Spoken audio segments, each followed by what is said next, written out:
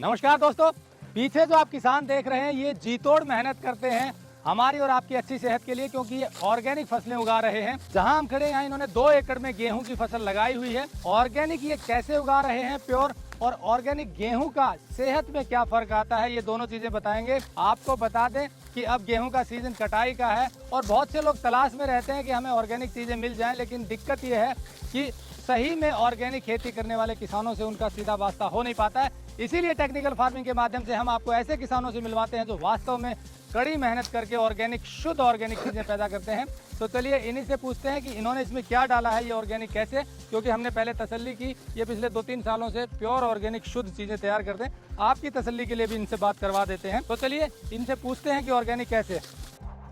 Technical farming channel को subscribe करें और बेल आइकन भी दबाएं ताकि आगे आने वाले वीडियो की नोटिफिकेशन आपको मिलती रहे।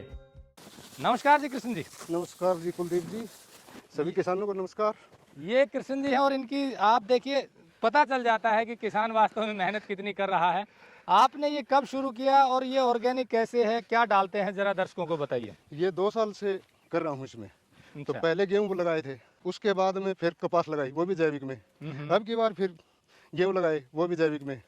और इसके अंदर गोबर की सैलरी, जीवामृत, सजीव सघन खाद और जीवाणु घोल का स्प्रे करता हूँ। मतलब गोबर की स्लरी डालते हैं, जीवाणु खाद और सघन जीवाणु खाद, हाँ जी। वो सब चीजें डालते हाँ हैं। यूरिया, डीएपी वगैरह कुछ नहीं, कोई पेस्टिसाइड कोई नहीं, नहीं। खरपतवार नाशक? वो हाथ से निकला है सारा। खरपतवार हाथ से निकलवाते हाँ हैं, जी। क्योंकि अक्सर गेहूं में खरपतवार नाशक किसान मारते हैं क्योंकि खरपतवार ज्यादा होती है। तो आप कुछ बता रहे थे पिछली बार खरपतवार नहीं हटाई, कुछ नहीं हटाई तो वो छानने के लिए गेहूं बेचना मेरा महाभारत हो गया। घर पर भी खाना मुश्किल हो गया, पीसना नहीं हुआ उसका, क्यों? क्योंकि उसमें खरपतवार का बीज आ गया। ये समस्या आ गई। खरपतवार वैसे हटा नहीं पाए? हाँ, आपने और दवाई मारी नहीं? निकाला तो उस टाइम के ऊपर वो गेहूं में आ गया। अब हर आदमी जिसको भी दिखाते हैं बोले भाई यो साफ कर दे। अब गराड़ा भी परेशान हो गया। उसके बाद में कब की बार पहली बार में खरपतवार निकाल देंगे कैसे निकाली खरपतवार? हाथ से। सारी खरपतवार हाथ से निकाली? हाँ जी। तो जो आपने बताया कि यूरिया, डीएपी आप नहीं डालते हैं, उसकी जगह पर आप गोबर की स्लरी हाँ जी। और दूसरे जीवाणु चीजें, जैविक खाद डालते हैं, हाँ जी। तो पैदावार में तो फिर थोड़ा फर्क आ जाता हाँ है। जी, काफी आता है। कितना आता है? आधा आज होता है। आधी पैदावार हाँ होती है। जी। आपको बता दें कि गेहूं एक ऐसी फसल है जिसमें ऑर्गेनिक में पैदावार घट जाती है, क्योंकि हाई नाइट्रोजन चाहिए इस फसल को। उतनी देसी चीजों से पूर्ति हो नहीं पाती है, उसमें टाइम लगता है। 5-6 साल बाद जब ऑर्गेनिक कार्बन बढ़ जाए तो हो सकता है थोड़ी और पैदावार बढ़े। बट अब इस वैरायटी की अगर अच्छी जमीन है, ज्यादा यूरिया, डीएपी होता है तो 60 मन तक चली जाती है, यानी कि 23-24 क्विंटल तक पैदावार हो सकती है। लेकिन यहाँ इसकी करीब 12-13 क्विंटल पैदावार आएगी, पर है ऑर्गेनिक ही चीजें डाली हुई हैं। अब सवाल ये है कि इससे फर्क क्या पड़ता है। आपने बताया कि आपने जब ऑर्गेनिक शुरू किया तो मजा आने लगा। अब मजा इसके अंदर जब पानी लगता है, तो जब खेत के अंदर खड़े होते हैं तो इसकी जो एक ऊर्जा है वो जब हमारे शरीर को लगती है तो बड़ा मजा आता है, आनंद आता है। बस यही हमारी सबसे बड़ी सेवा है इसकी। जो जमीन नीचे से अपनी खुद की महक देती है, जैसे घी के अंदर खुशबू आती है, तो उसी तरह इसके अंदर खुशबू है। मतलब उसी तरह जो जैविक चीजें डलती हैं उसकी खुशबू है। उसमें मैं दिखा भी दूंगा आपको। इसके अंदर 20 दिन से ऊपर हो गए।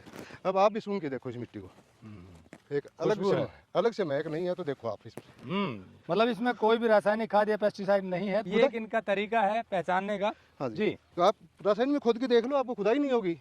हाँ, जबकि इसको 20 दिन से ऊपर पानी बंद किया हो गया मेरे को, और एक जमीन का कलर चेंज हो गया। बिल्कुल धोड़ी जमीन थी पहले, अब इसका कलर भी चेंज हो गया। धीरे धीरे धीरे ये अपने आप प्रोजेक्ट होने लग रही है। मतलब धीरे धीरे उपजाऊ ताकत बढ़ रही है। हाँ, जीवन लौट रहा है जमीन में।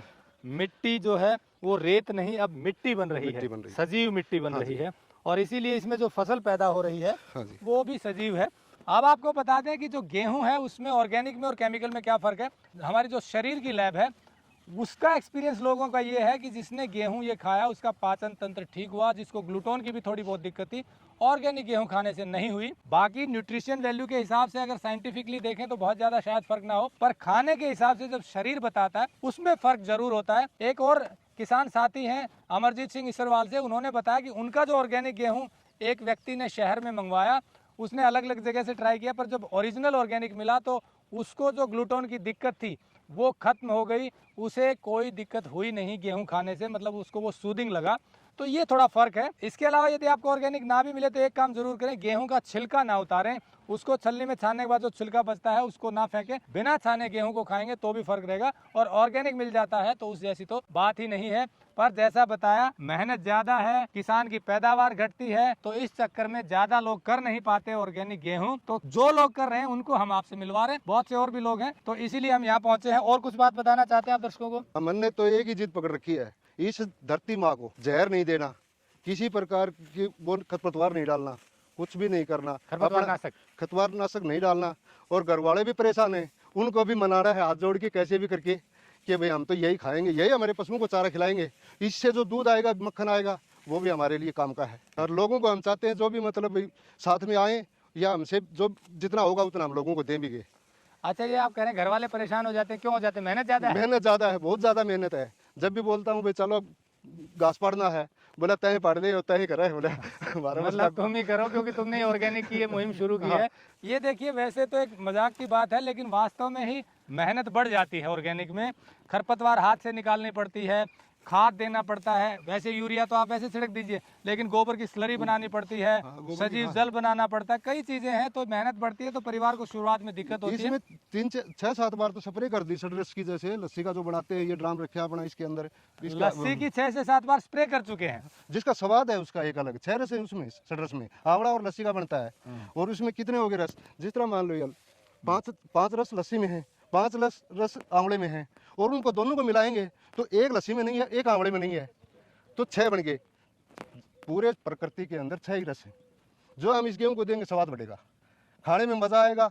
मधुमक्खी आएगी, खेत में बड़ा नहीं जाता था जब आ रहा था, इतनी मक्खी आई थी, यहाँ लगा दिए छत्ते। देखिए, जीवों को भी समझ है ऑर्गेनिक की। हम इंसान ही एक ऐसे हैं जो प्रकृति के विरुद्ध जा रहे हैं। बाकी धरती पर जितने जीव हैं उन्हें समझ है नेचर की। इसीलिए जहाँ ऑर्गेनिक चीजें उगती हैं वहाँ मधुमक्खियाँ अपना डेरा बसा लेती हैं, क्योंकि जहाँ केमिकल होगा वहाँ मधुमक्खी नहीं बैठती है।